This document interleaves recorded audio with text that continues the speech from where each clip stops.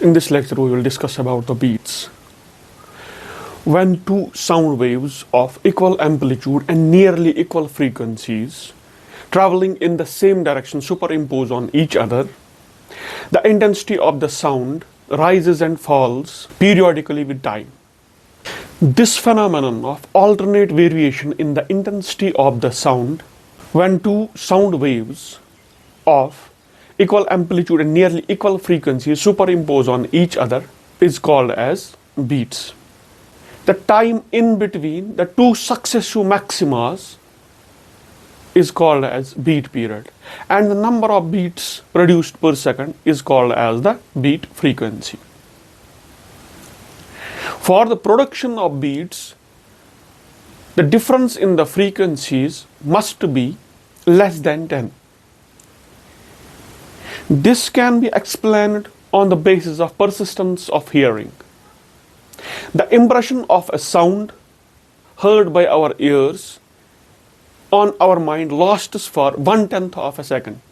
If the difference in the frequencies that produce beats is more than 10, that means we will be hearing another sound in less than 1/10 of a second. That means our mind will not be able to distinguish between those two sounds. So, for the production of beats, the difference in frequency between the two sounds should be less than 10. Discussing the graphical method of production of beats.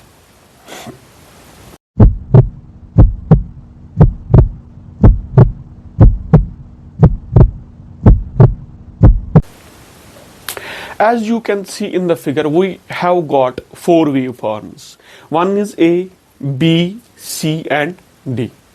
In A, pay closer attention. In A, we are having 1.5 wavelength from time t is equal to 0 to t by 4. And in the second waveform B, we are having 2 cycles from t is equal to 0 to t is equal to t by 4.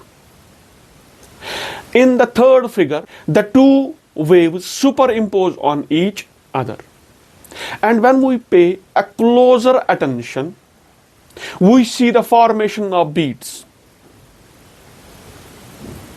At the points where the crust falls on the crust, the intensity of the beat increases, and where the crust falls on the trough, the intensity of the sounds or the intensity of the beats decreases.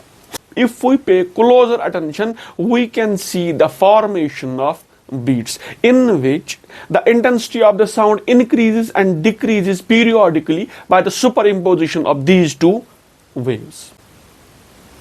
In constructive superimposition, where the crust falls on the crust and the trough falls on the trough, the intensity of the sound increases, and where the crust falls on the trough or the trough falls on the crust, the intensity of the sound decreases.